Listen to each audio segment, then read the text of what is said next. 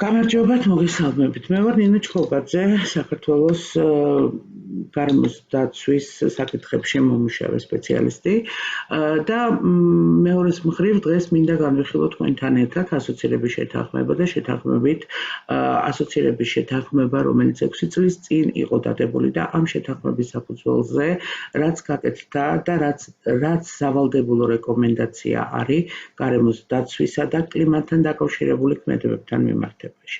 მნიშვნელოვანი ჩვენთვის ამ შემთხვევაში ასოცირების შეთანხმება აღმოჩნდა საკმაოდ საინტერესოც და მეორეს მხრივ სავალდებულო სარეკომენდაციო. ასოცირების შეთანხმება ნიშნავს იმას, რომ ჩვენ უნდა მოვახდინოთ ჩვენი კანონმდებლობის, პირველ რიგში კანონმდებლობის ჰარმონიზება ევროკავშირის კანონმდებლობასთან მიმართებაში, რათა ერთიანი სივრცე შევქმნათ საკანონმდებლო ბაზის, ერთგვაროვანი პროცედურები იყოს ჩამოყალიბებული და ერთიანად დავიცვათ, ერთიანი მიდგომებით, მაქსიმალურად ერთიანი მიდგომებით დავიცვათ გარემო. თუმცა ეს იმას არ ნიშნავს, რომ არ შეიძლება, რომ საქართველოს განსხვავებული უფრო მკაცრი ნორმები მიიღოს გარემოს დაცვის კუთხით. რატომ არის ეს მისაღები, თუ არ არის მისაღები, ამასაც ვიმსჯელებთ დღეს.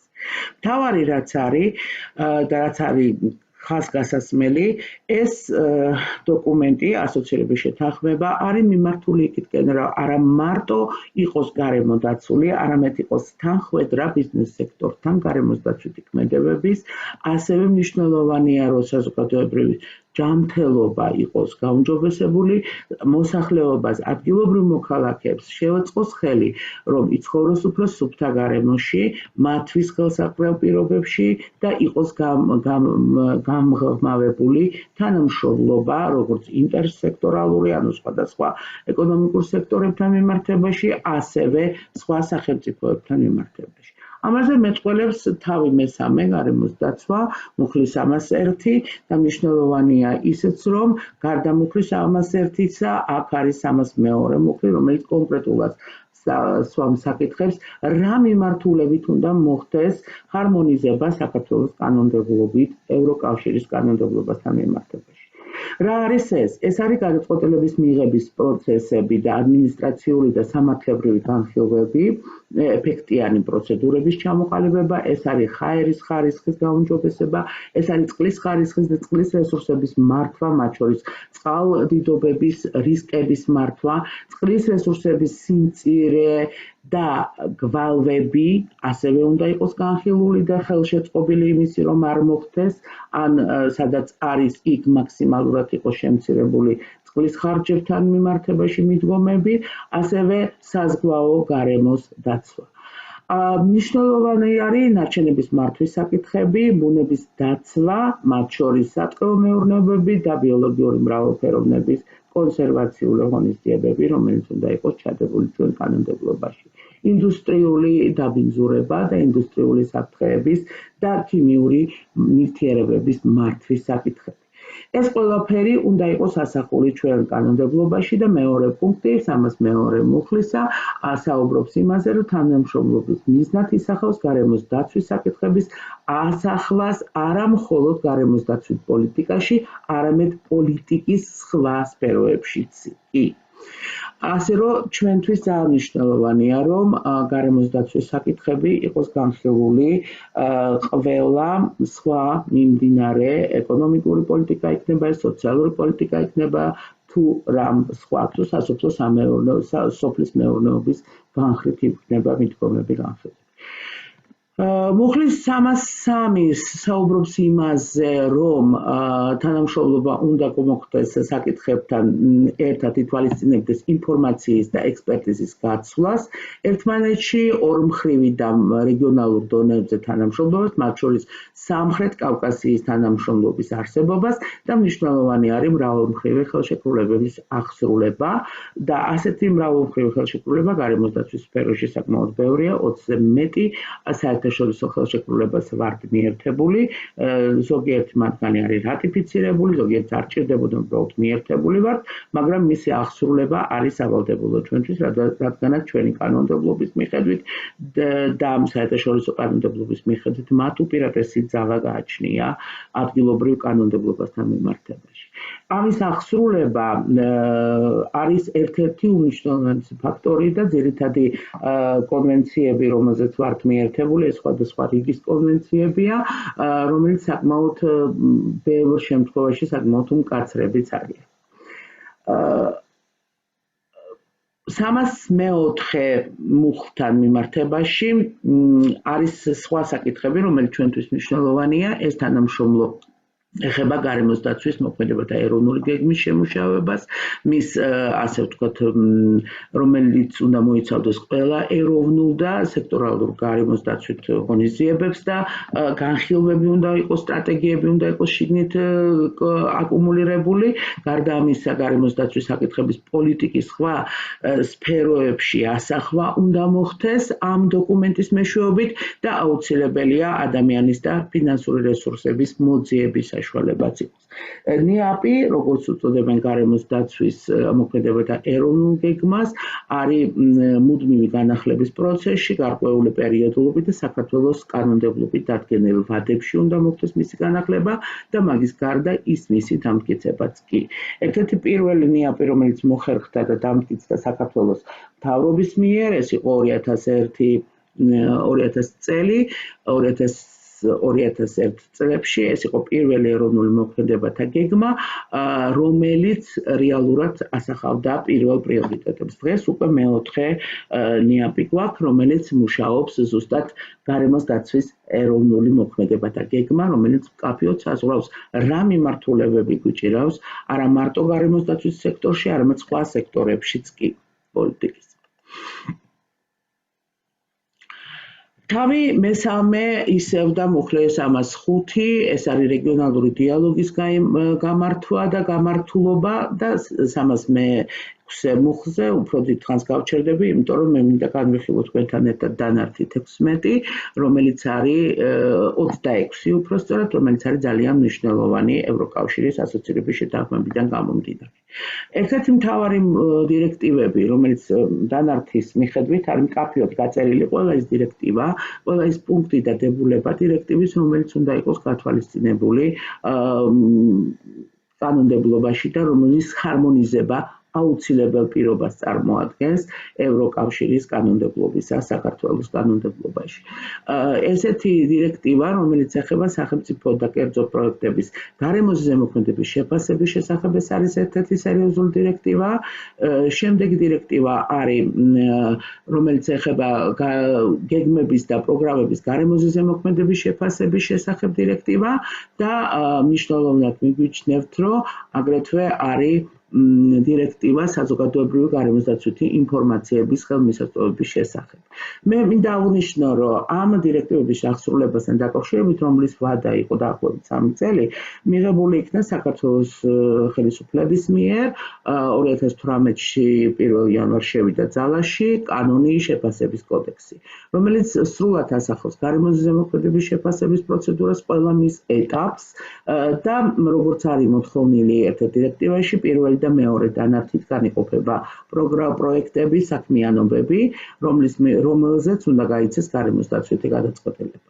ეს დოკუმენტები არის ერთ-ერთი უმნიშვნელოვანესი საქართველოსთვის, იმიტომ რომ ისინი პირველ რიგში ასახავენ, რა ზემოქმედება შეიძლება აღწერენ, რა ზემოქმედება შეიძლება ამა თუ იმ საქმიანობამ გამოიწვიოს კონკრეტულ გარემოსთან მიმართებაში, როგორ უნდა მოხდეს მისი შერბილების პოლიტიკა, რა საკომპენსაციო ნაწილი უნდა იყოს შიგნით და მნიშვნელოვანი არის, რომ საზოგადოების ჩართულობა ამ პროცესებში, ამ გადაწყვეტილების მიღების დროს იყოს მაქსიმალურად გარანტირებული. აქედან გამომდინარე, ჩვენ კიდე ერთი დოკუმენტი გვაქვს საერთაშორისო მრავალმხრივი ხელშეკრულება, მათ შორის კონვენცია, რომელიც არის ორხუსის კონვენცია, რომელიც აგრეთვე ამბობს იმაზე, რომ ინფორმაციის ხელმისაწვდომობა და ჩართულობა გადაწყვეტილების მიღების დროს უნდა იყოს უზრუნველყოფილი სახელმწიფოს მიერ. ეს შეთანხმება პრაქტიკულად თავისი დირექტივებით კონკრეტულად იმეორებს ამას და თვითონ შეფასების კოდექსშიც მკაფიოდ არის ნაჩვენები, რომ საჯარო განხილვები არის ერთ-ერთი უმნიშვნელოვანესი ეტაპი გარემოზე ზემოქმედების შეფასების პროცედურას. შეფასების პროცედურიდან გამომდინარე, აგრეთვე ვახსენე, რომ გეგმებზე უნდა ჩატარდეს გარემოს ზემოქმედების შეფასება და შეფასების კოდექსში პირველად შემოდისნება სტრატეგიული გარემოს ზემოქმედების შეფასების პროცედურა, რომელიც ეხება ზუსტად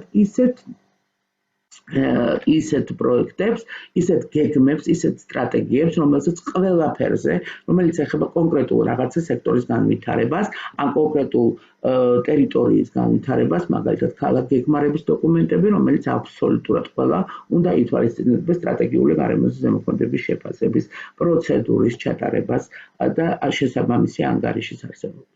მნიშვნელოვანი ამ შემთხვევაში არის კიდევ ერთი ფაქტორი, რომელიც უნდა გავუსვათ, რომ შესაბამისების კოდექსის მიხედვით საერთაშორისო თანამშრომლობასთან და განსაკუთრებით კავკასიის რეგიონისთვის შემოღებულია ტრანსსაზღვრო გარემოს ზემოქმედების შეფასება, რომელიც აგრეთვე ვრცელდება ჩვენ მეზობელ ქვეყნებში და ჩვენ ვალდებულები ვართ გარკვეულად დავიცვათ მათი ინტერესებიც კი ჩვენ საქართველოს ტერიტორიაზე.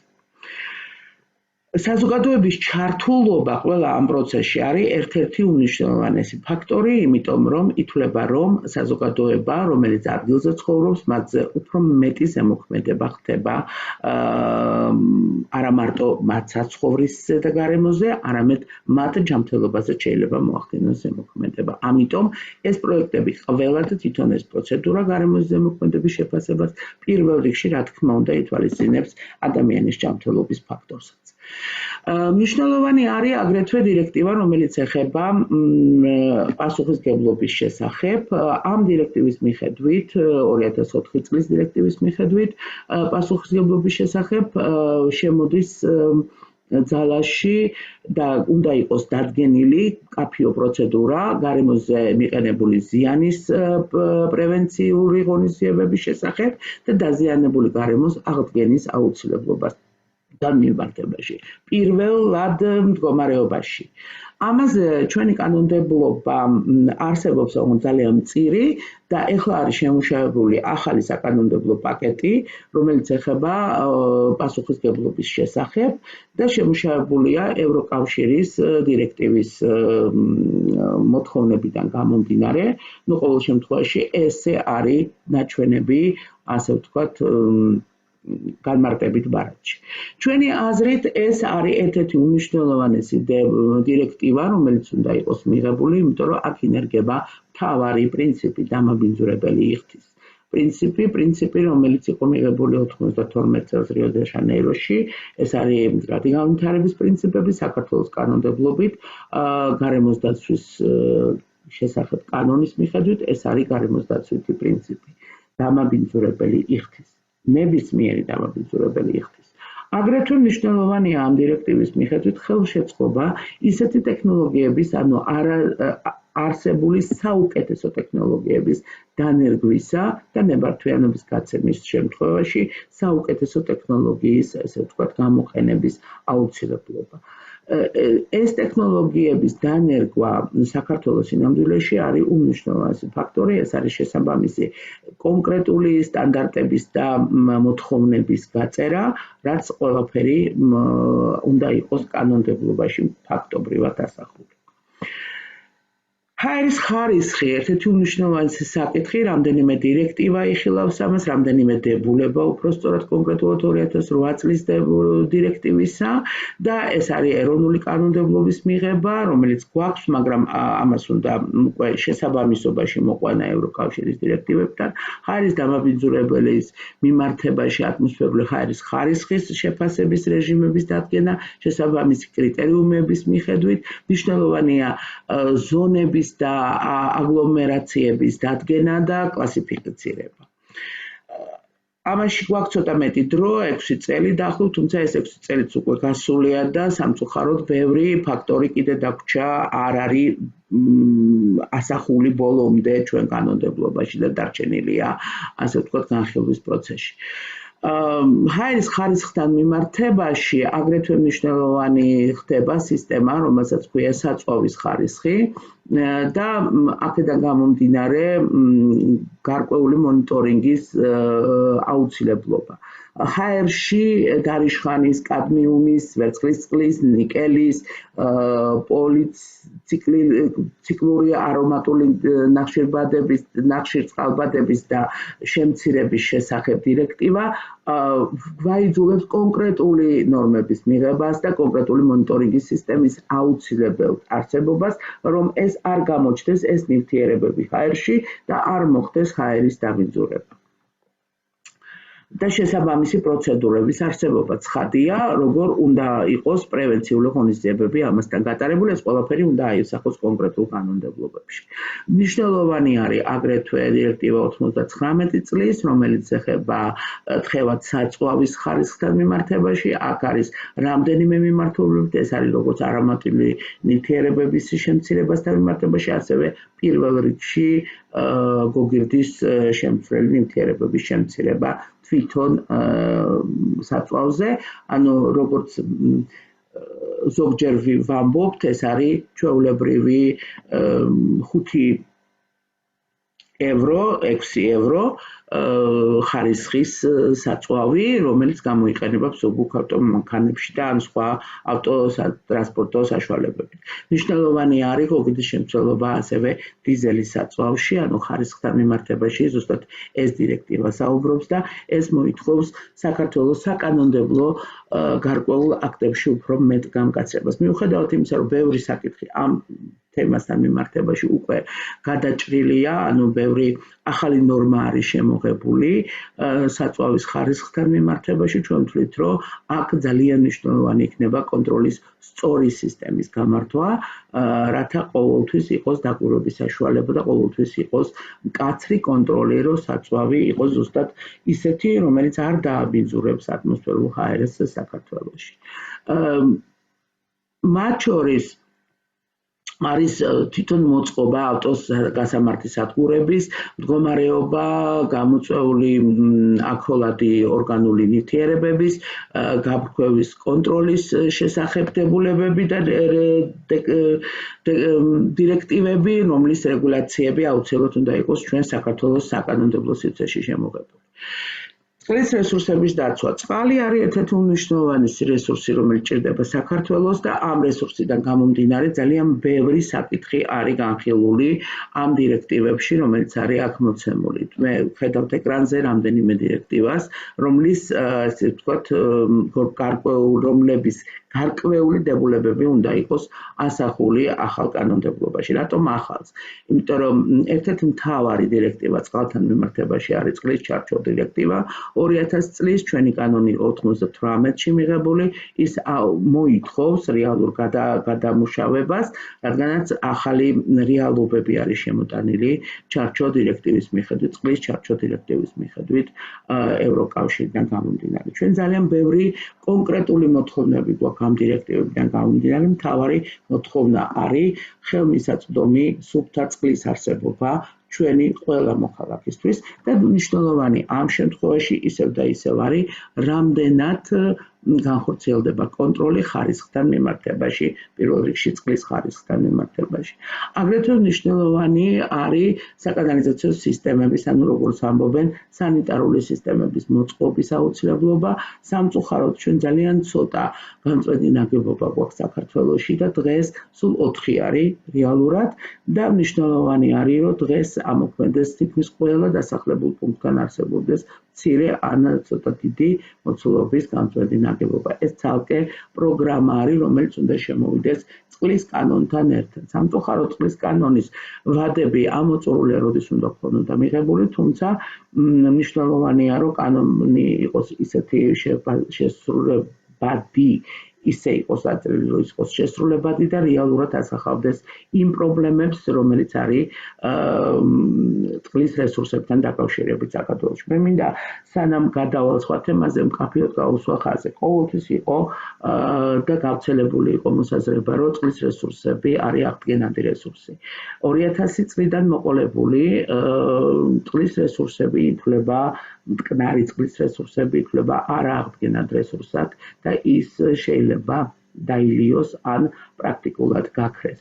ამიტომ ძალიან მნიშვნელოვანია ამ ფაქტორიდან გამომდინარე ამ დირექტივების არსებობა.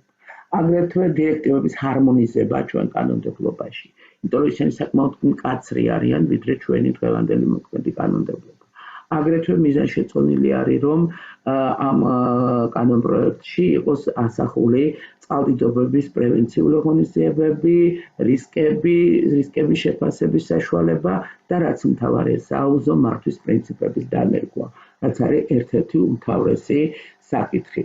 და ეხება პრაქტიკულად ყველა ეკონომიკურ სექტორს, იმიტომ რომ წყლის რესურსის მომხმარებელი არის როგორც ენერგეტიკა, ასევე სოფლის მეურნეობა, ასევე ქალაქის დასახლებები, ანუ სასმელი წყალი.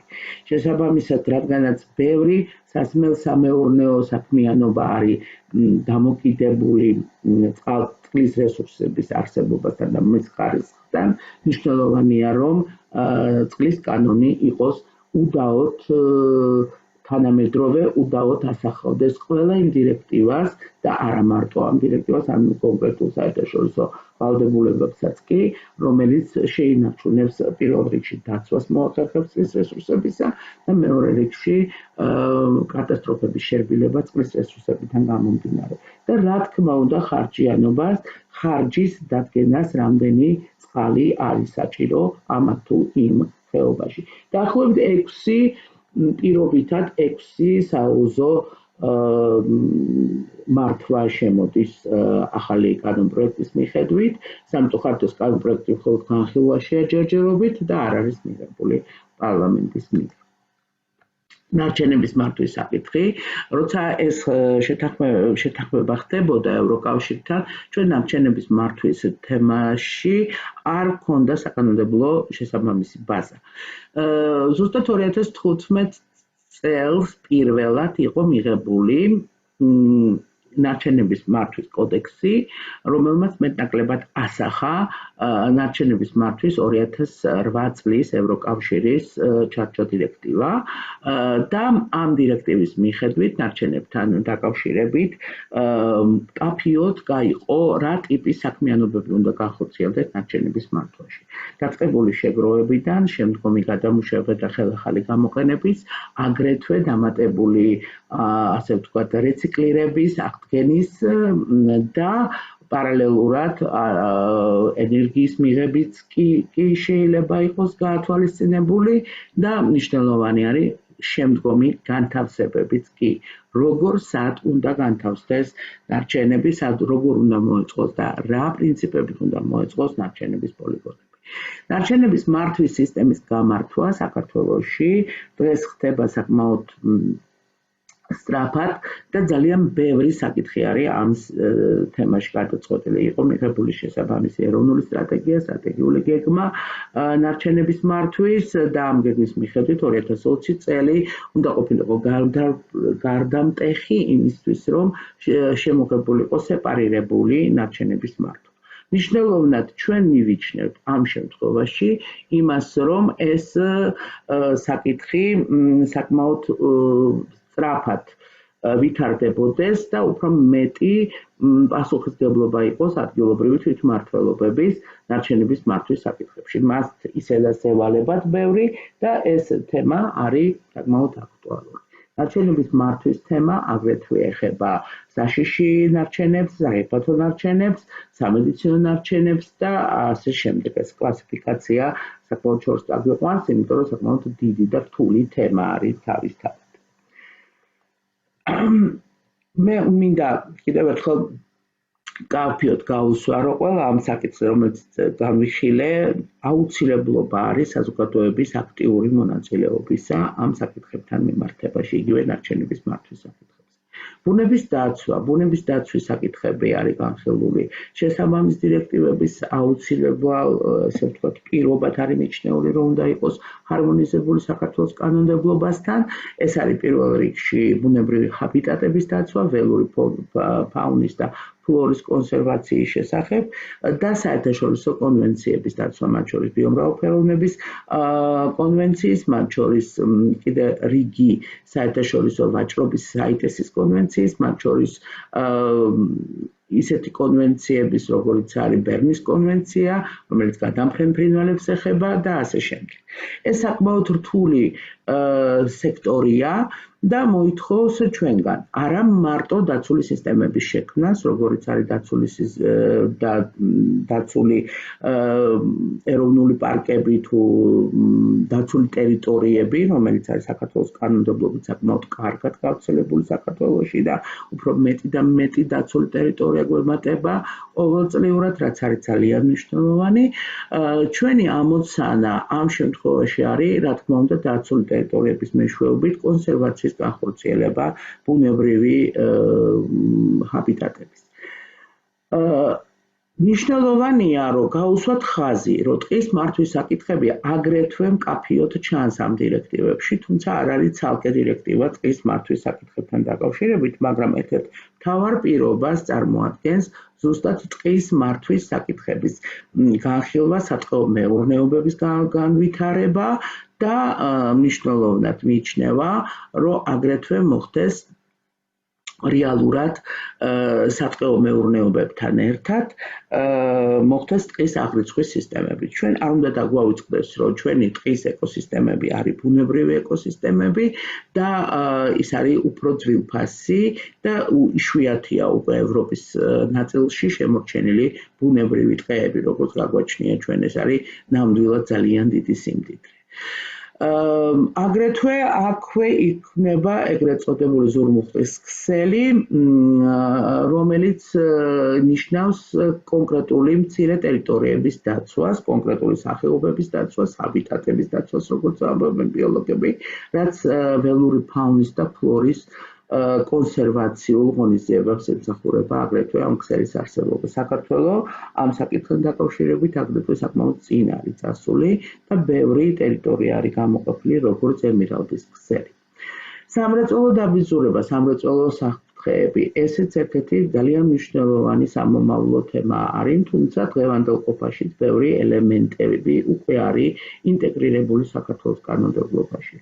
ამ დირექტივების მიხედვით სამრეწველო ემისიების შემცირებაზე არის უფრო მეტად აქცენტი გაკეთებული, ასევე არის გაკეთებული ნივთიერებების და გამოყენებებთან დაკავშირებით, სახიფათო ნივთიერებების და გამოყენებებთან დაკავშირებული ქმედებები და რეგლამენტაციები, ავარიების აცილების პრევენციები როგორი უნდა მოხდეს, ეს კონკრეტული დირექტივები მეტყველებენ ამის შესახებ და სახიფათო ქიმიური ნივთიერებების იმპორტ-ექსპორტის წესების დადგენა, რაც ძალზედ მნიშვნელოვანია და კლასიფიკაციის ეტიკეტირების შეფუთვის შესახებ დირექტივის მოქმედებაც არის გათვალისწინებული, თუმცა ეს დირექტივა 2008 წლის დირექტივა ამ საკითხთან დაკავშირებით დაახლოებით 8 წელს მოიცავს, 8 წლის ვადა გვაქვს იმისთვის, რომ მოვახდინოთ ეფექტური ჰარმონიზება ჩვენ კანონმდებლობაში.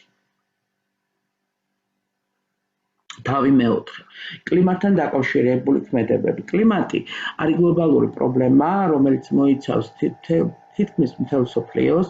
კლიმატთან დაკავშირებით მოქმედებს მრავალმხრივი ხელშეკრულება, რომელსაც ყურია კლიმატის ჩარჩო კონვენცია და კლიმატის ჩარჩო კონვენციიდან გამომდინარე თითქმის ყველა მხარეს, ანუ ქვეყანას ეკისრება გარკვეული ვალდებულებები, მათ შორის შესაბამისი ინვენტარიზაციის გაკეთება ემისიების სათბური გაზებთან დაკავშირებით, ემისიების შემცირება სათბური გაზების და რეალურად კონკრეტული ღონისძიებების და გეგმების გატარება ინტერსექტორალურად, ანუ სხვადასხვა სექტორებში, ეკონომიკის სხვადასხვა სექტორებში და დარგებში იმისთვის, რომ რაც შეიძლება ნაკლები ზემოქმედება მოვახდინოთ კლიმატთან მიმართებაში. ამ თავის მიხედვით საქართველოს აგრეთვე ევალება შესაბამისი პოლიტიკის განხორციელება და შექმნა კლიმატის ცვლილების შერბილების პოლიტიკის, კლიმატის ცვლილების ადაპტაციის პოლიტიკის, ნახშირბადის ვაჭრობის პოლიტიკის, როგორი უნდა მოხდეს, უსაფრთხო და მდგრადი დაბალ ნახშირბადიანი შემცველობის და საადაპტაციო ტექნოლოგიების კვლევები უნდა მომხდეს, განვითარება, დემონსტრირება, ხელშეწყობა ამის დანერგვის ამ ტექნოლოგიების და ასე შემდეგ. აქვე გადაკვეთაში არის ამ საკითხთან მიმართებაში არის ენერგოეფექტურობაც, ენერგოეფექტურობა შენობების, ენერგოეფექტურობა და ენერგოდაზოგვის პოლიტიკის გატარება, რომელიც არის ძალზედ მნიშვნელოვანი, რადგანაც ითვლება, რომ ემისიის ერთ-ერთი მთავარი წყარო ისევ ენერგეტიკაა. კლიმატთან დაკავშირებული საკითხების დარგობრივი პოლიტიკაში ინტეგრაცია, რაც არის ძალზედ მნიშვნელოვანი, განსაკუთრებით სოფლის მეურნეობისთვის, იმიტომ რომ კლიმატი ძალიან სერიოზულ ზემოქმედებას ახდენს სოფლის მეურნეობის პროდუქციის წარმოებასთან მიმართებაში, ასე რომ ამ ფაქტორის არ გათვალისწინება სტრატეგიულ და გეგმარებით დოკუმენტებში ყოველად დაუშვებელია. მნიშვნელოვანი არის, რომ მხარეები, ვალდებულები არიან მრავალი გარემოს დაცვითი შეთანხმებების გარდა კონკრეტული მოქმედებათა გეგმების განხორციელებაზე თითოეულ რეგიონთან მიმართებაშიც კი და განსაკუთრებული ყურადღება უნდა მიეძღვნას ტრანსსაზღვრო საკითხებს რეგიონალურ თანამშრომლობას. მე ცოტა ადრე ვახსენე ტრანსსაზღვრო გარემოს ზემოქმედების შეფასება, რომელიც აგრეთვე კლიმატური ფაქტორებთან არის კავშირში. მუხლის 310 თავი მეოთხესი საერთო ინტერესების გათვალისწინებით უნდა განხორციელდეს და ამოქმედდეს შემდეგი გეგმები, რომელიც უნდა მომზადდეს პირველ რიგში ადაპტაციის ეროვნული სამოქმედო გეგმა, დაბალი ემისიების განვითარების სტრატეგია, ეროვნული მისაღების შემარბილებელი ქმედებების გეგმა, ტექნოლოგიების საჭიროების შეფასების საფუძველზე ტექნოლოგიების გადაცემის ხელშეწყობის ღონისძიებები, ოზონის შრის დამშრალი ნივთიერებების და ფტორშემცველი სათბური გაზებთან დაკავშირებული ღონისძიებების გატარება, რაც ძალიან ბევრი ეს ასპექტი უკვე გათვალისწინებულია საქართველოს კანონმდებლობაში და კონკრეტულად ქმედებაში არის, განსაკუთრებით ოზონის დამშრალი ნივთიერებებთან დაკავშირებით.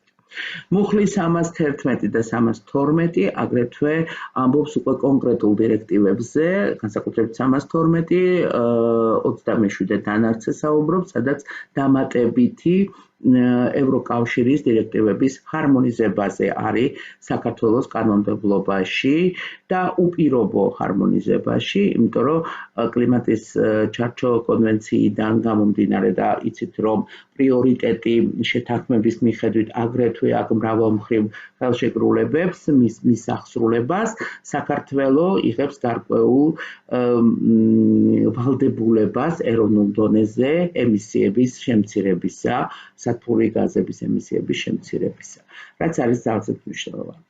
და კიდევ ერთი საკითხი მინდა ძალიან მოკლედ გითხრათ ამასთან დაკავშირებით, რაც თავი მეხუთე, თუმცა ეს არ არის შეიძლება ახალ როგორც პირდაპირი ნაწილი გარემოს დაცვითი პოლიტიკის, თუმცა შემადგენელია გარემოს დაცვითი პოლიტიკის. ეს არის სამრეწველო და საწარმოების პოლიტიკა და სამთო მოპოვების საქმიანობა. აქ არის მნიშვნელოვანი მცირე ბიზნესის განვითარება და მეორეს მხრივ ძალიან მნიშვნელოვანი არის სამთო მრეწველობის სერიოზული განვითარება, ახალი კანონმდებლობის მიღება წიაღის მოპოვებასთან დაკავშირებით. ესეც ევროკავშირის ერთ-ერთი უმნიშვნელოვანესი ნაწილია და ვალდებულებებია. ამ მიზნით მცირე და საშუალო ბიზნესისთვის მნიშვნელოვანია ხელშეწყობა ახალ ტექნოლოგიებთან, რესტრუქტურიზაცია მათი მართვისა და გარკვეულად რეგიონალიზაცია და კონკრეტული ქმედებების დანერგვა და ღონისძიებების დანერგვა, რაც ხელი შეეწყოს, ასე ვთქვათ, ძალიან კარგი ტექნოლოგიების დანერგვას. და რომ არ დაბინძურდეს გარემო, შევინარჩუნოთ გარემო სუფთად და ჩვენთვის ხელსაყრელად, იმისთვის რომ ადამიანი საკმაოდ ჯანმრთელად ცხოვრობდეს ამ გარემოში. ასე რომ ეს ყველა ვალდებულება, რომელიც არის ასოცირების შეთანხმებიდან გამომდინარე, მნიშვნელოვანია საქართველოს პოლიტიკისთვის, გარემოს დაცვითი პოლიტიკის და ყველა ეს მუხლი ფაქტობრივად მეტყველებს იმაზე და ყველა ეს მუხლი ამბობს იმაზე, როგორ უნდა იყოს საქართველოს კანონმდებლობა განვითარებული გარემოს დაცვის სფეროში და კლიმატთან მიმართებაში. და მნიშვნელოვანია ისეც, რომ ამას მე ხშირად უსვამ ხაზს, რომ ეს არის ხელსაყრელი პირველ რიგში საქართველოს მოქალაქეებს და პირველ რიგში დაცული არის საქართველოს მოქალაქეების ინტერესები იმისთვის, რომ იყოს ხელშეწყობილი მათი ცხოვრების საშუალება ჯანსაღ გარემოში. და მეორე ასპექტი, რომელიც არის მნიშვნელოვანი, თუ გარემო არის ჯანმრთელი, მაშინ მაგ შემთხვევაში ჩვენ შეგვიძლია ვაწარმოოთ უფრო სუფთა პროდუქცია, უფრო სუფთა ტექნოლოგიებით, თუ ეს ყველა მოთხოვნა იქნება გათვალისწინებული საუკეთესო ტექნოლოგიების დანერგვის შესაძლებლობა ეძლევა საქართველოს და შესაბამისად მისი პროდუქცია ხდება კონკურენტუნარიანი ევროპის ბაზრისთვის. დიდი მადლობა ყურადღებისთვის, ვიმედოვნებ, რომ საინტერესო იყო თქვენთვის ამ საკითხი.